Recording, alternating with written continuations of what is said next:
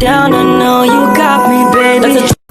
Assalamualaikum warahmatullahi wabarakatuh. Selamat pagi anak-anak. Bagaimana kabar kalian hari ini? Semoga kalian dalam keadaan sehat walafiat.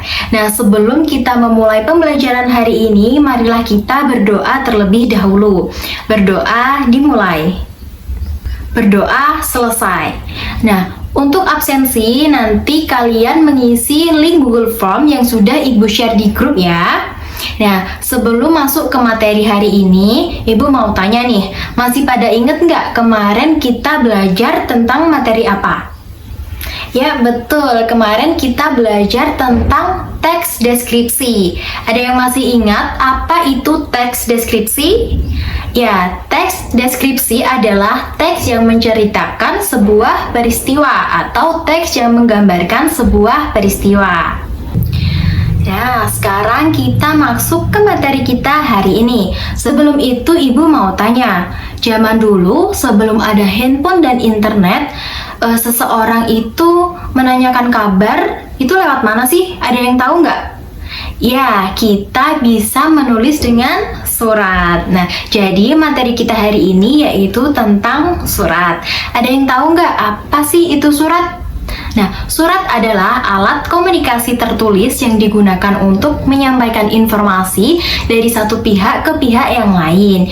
Nah, surat dibagi menjadi dua. Yang pertama yaitu ada surat pribadi dan yang kedua adalah surat resmi. Nah, surat pribadi yaitu surat yang ditulis oleh seseorang untuk orang lain guna untuk kepentingan pribadi. Nah, tujuan dari surat pribadi ini yaitu seperti untuk menanyakan kabar atau memberi informasi secara pribadi. Nah, yang kedua yaitu surat resmi. Nah, surat resmi yaitu surat yang diterbitkan oleh perorangan atau organisasi atau juga bisa dari lembaga tertentu guna untuk menyampaikan kepentingan yang resmi. Nah, tujuan dari surat resmi ini yaitu untuk menyampaikan keperluan formal berupa pemberitahuan, ada izin, kemudian bisa penugasan atau pengumuman kepada staf lembaga.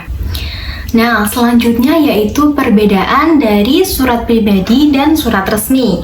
Nah, perbedaan ini biasanya mencangkup 5 hal.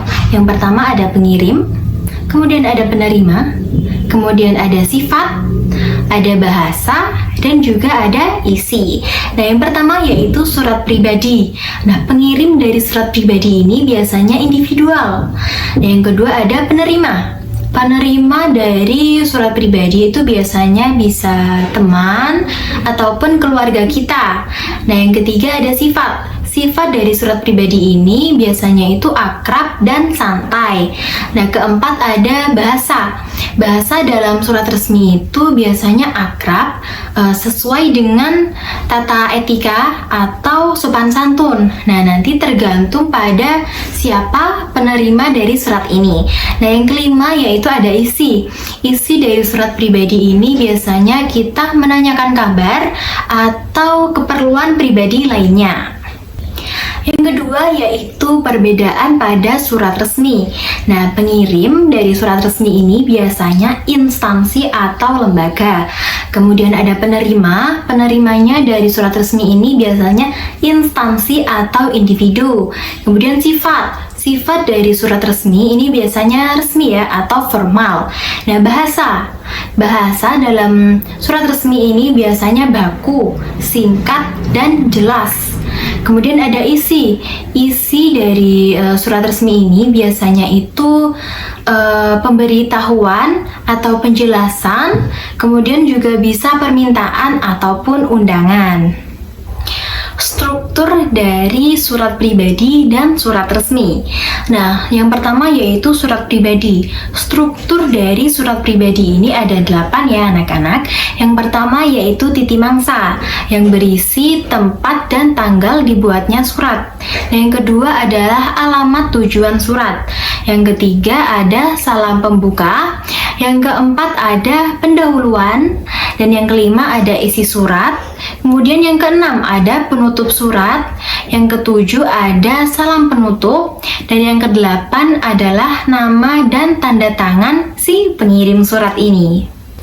Kemudian ada struktur dari surat resmi. Nah, struktur pada surat resmi ini dibagi menjadi 9 ya anak-anak.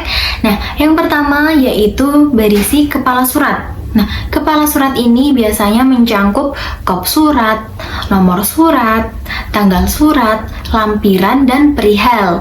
Nah, yang kedua yaitu alamat surat.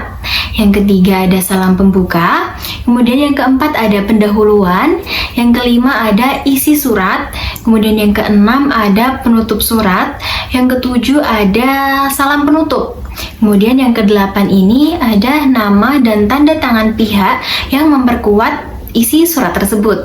Nah, yang kesembilan yaitu nama dan tanda tangan pengirim dari surat. Selanjutnya yaitu kaidah kebahasaan dalam surat pribadi dan surat resmi. Kaidah kebahasaan dalam surat pribadi itu dibagi menjadi 5. Yang pertama yaitu penulisan surat pribadi tidak terlalu kaku. Yang kedua, bisa menggunakan bahasa baku atau tidak baku. Nah, yang ketiga ini menggunakan bahasa yang santun namun tetap komunikatif. Yang keempat, menggunakan sapaan seperti halo, hai, dan lain sebagainya.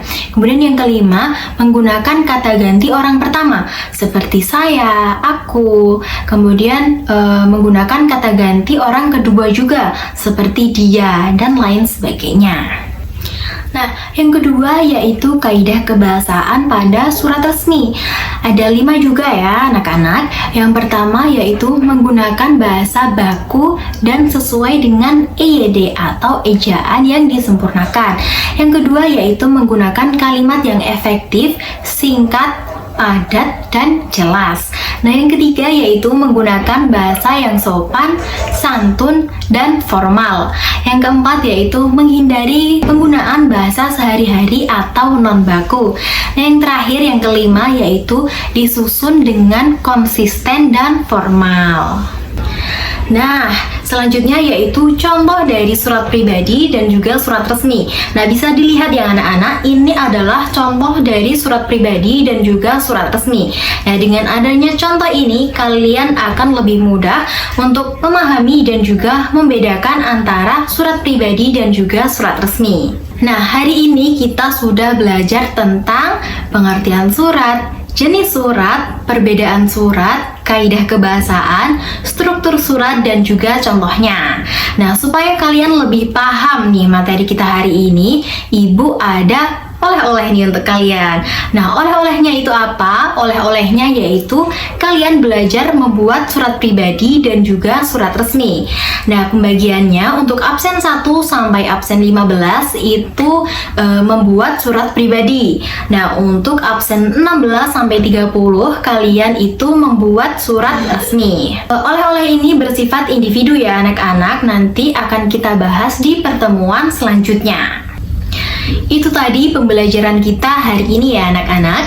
Terima kasih atas perhatian dan partisipasi kalian. Tetap semangat dan jangan lupa oleh-olehnya.